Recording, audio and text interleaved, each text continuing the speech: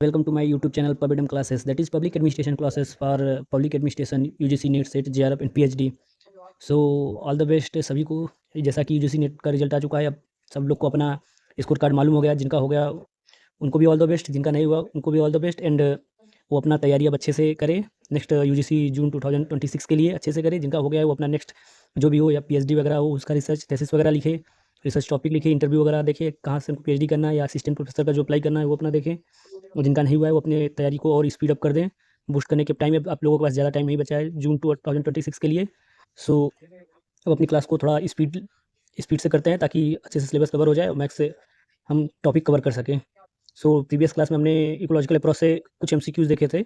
इस लेक्चर में हम लोग थोड़े और MCQ देखेंगे, फिर नेक्स्ट अगला टॉपिक पे चलेंगे। सो अभी कुछ MCQs देखते हैं।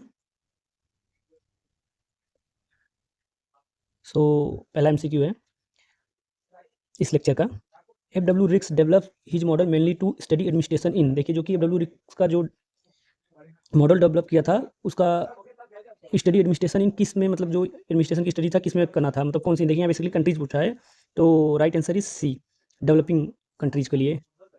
तो मैंने पहले ही लेक्चर में बता दिया था। बस आप लोग मतलब लेक्चर देखे रहिए और क्या क्या उसके कीवर्ड्स है, कंसेप्ट क्या है वो याद रख लीजिएगा। बाकी MCQ बहुत ईजी आते हैं, कर ले जाएंगे। आप लोगों ने देख ही रखा होगा कि पब्लिक एडमिनिस्ट्रेशन का कट ऑफ सबसे ज़्यादा गया है, इसीलिए गया ज़्यादा, इसमें लोग मैक्सिमम क्वेश्चन अटेम्प्ट कर रहे हैं। So next MCQ, which of the following is the features of prismatic society. देखिए अब सीधा सीधा पूछ रहा है, ये सारे प्रीवियस ईयर क्वेश्चन है, मैंने अपने से नहीं बनाया, मैंने गूगल से उठाए हैं। प्रीवियस ईयर के सब जो क्वेश्चन पूछे गए हैं वो क्वेश्चन है, और मैक्स चांस है कि इसी टाइप का क्वेश्चन मैक्स ऐसा भी होता है कि सेम क्वेश्चन आ जाते हैं। सो बी केयरफुल और ध्यान दीजिए। विच of the following is the features of, देखिए इसमें सीधा फीचर्स ऑफ प्रिज्मेटिक सोसाइटी पूछा है। तो प्रिज्मेटिक सोसाइटी का क्या फीचर है? कंप्लीट रोल स्पेशलाइजेशन नहीं, ये हमारा डिफ्रेक्टेड सोसाइटी का है। नो डिफ्रेंसिएशन हमारा फ्यूज का हो गया। देखिए answer C, coexistence of modern and traditional norms. So right answer is C. यहाँ हमने नीचे ग्रीन टिक करके भी दे दिया है, तो इसे जो भी अगर आप लोग को वाइस वगैरह में कोई दिक्कत हो या तो जल्दी देखना है तो 2x में करके डायरेक्ट आप देख सकते हैं। So move to next MCQ। In Riggs terminology heterogeneity is highest in.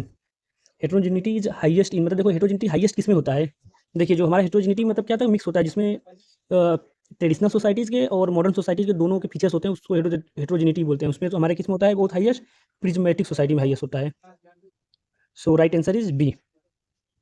Come to next, the concept of, देखिए बहुत इंपॉर्टेंट, तो bazaar canteen is associated with. देखिए कंसेप्ट ऑफ बाजार कैंटीन का किससे एसोसिएटेड है? देखिए हम बताए थे बेसिकली बाजार और कैंटीन, इसमें जो हमारा प्रिज्मेटिक है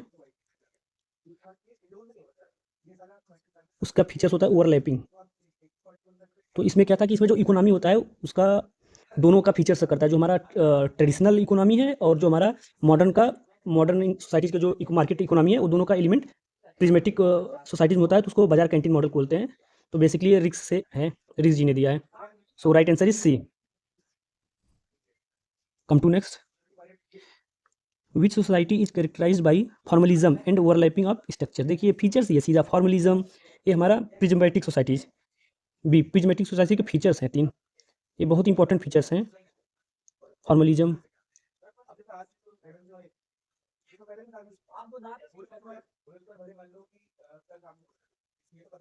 nepotism, third one is overlapping. ये डायरेक्ट एग्जैक्ट पूछता है तो इसको याद रखिएगा। So right answer is B, prismatic.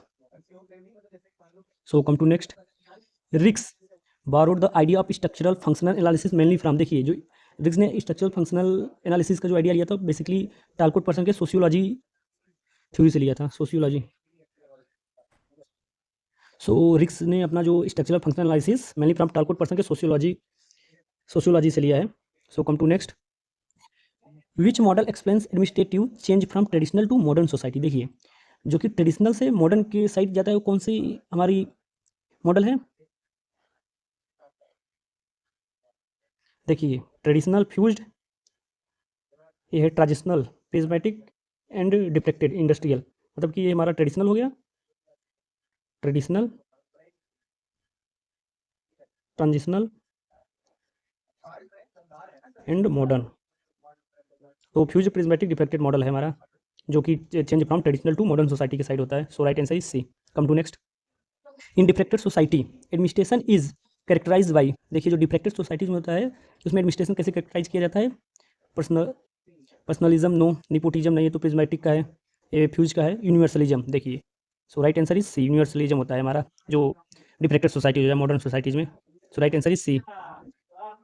So come to next MCQ, which concept explains the gap between prescribe rules and actual practice. देखिए prescribe rules and actual practice के बीच में अगर गैप होता है, कौन सा ये फीचर्स है, बेसिकली प्रिज्मेटिक सोसाइटीज का फीचर्स है, प्रिज्मेटिक सोसाइटीज के फीचर्स है फॉर्मलिज्म।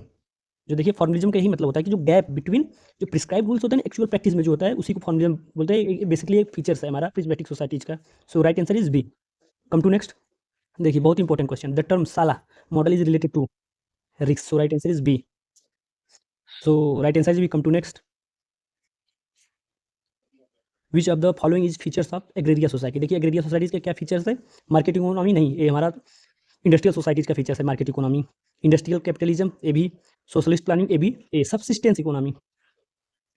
सबसिस्टेंस इकोनॉमी तो मिनिमल लेवल का, मिनिमल लेवल का इकोनॉमी होता है, ये हमारा एग्रेरिया सोसाइटी के फीचर्स हैं। So right answer is B. Come to next, देखिए रिक्स अप्रोच इज मेनली, जो रिक्स के अप्रोच है मेनली इकोलॉजिकल इन नेचर होते हैं, ecological model. So right answer is B. देखिए बहुत ईजी क्वेश्चन आते हैं, बस आप लोग कंसेप्ट और जो हमारे पढ़ाई लेक्चर उसको अच्छे से देख लीजिएगा। So come to next, which society so maximum structural differentiation. देखिए मैक्सिमम स्ट्रक्चरल डिफ्रेंसिएशन मतलब कि ओवरलैपिंग नहीं है, कौन से आता है, diffracted society, the modern societies में। So right answer is C. Come to next, the idea of environment, the idea of environmental context is central to. दो देखिए जो इन्वायरमेंटल आइडिया का जो कंटेक्स्ट है वो इकोलॉजिकल अप्रोच में यूज किया गया, इकोलॉजिकल अप्रोच में। So right answer is B. देखिए आप अगर पढ़ें तो आपको एमसीक्यू देख के आंसर देख के तुरंत मालूम चल जाएगा क्या आंसर सही है। Come to next, Riggs model are part of, Riggs का मॉडल किसका पार्ट है, कंपैरेटिव पब्लिक एडमिनिस्ट्रेशन का, सीपीए का। So right answer is B. Come to next, which society has least role specialization. देखिए लिस्ट रोल स्पेशलाइजेशन किसका होता है, मतलब बहुत ही मतलब रोल स्पेशलाइजेशन हमारा मॉडर्न सोसाइटी में होता है, but least role specialization traditional मतलब एग्रीकल्चरल में, ट्रेडिशनल पब्लिक एग्रेरिया में। सो एग्रेरिया है तो हमारा फ्यूज्ड हुआ, क्योंकि फ्यूज को ही एग्रेरिया बोलते हैं। वो इंप्रूव्ड वर्जन का जो मॉडल आए थे पहले तो यही था ट्रेडिशनल में, एग्रेरिया इंडस्ट्रिया, देन फ्यूज प्रिज्मेटिक डिफ्रेक्टेड आया था। सो फ्यूज्ड मॉडल में क्या लिस्ट रोल स्पेशलाइजेशन होता है। So right answer is C. Come to next, which of the following is not associated with Riggs. देखिए रिक्स से कौन सा एसोसिएट नहीं है, फॉर्मलिज्म ये है, प्रिज्मेटिक सोसाइटी ये भी है, बाजार कैंटीन मॉडल ये है। देखिए C, ideal type of bureaucracy Max Weber का है। अभी नेक्स्ट लेक्चर जब आएंगे ऑर्गेनाइजेशन उसमें हम पढ़ेंगे Max Weber. So right answer is C. Formalism, prismatic, bazaar canteen ये सब रिक्स से रिलेटेड है, और ideal type bureaucracy Max Weber से रिलेटेड है। So right answer is C. Come to next, in prismatic society traditional and modern institution exist.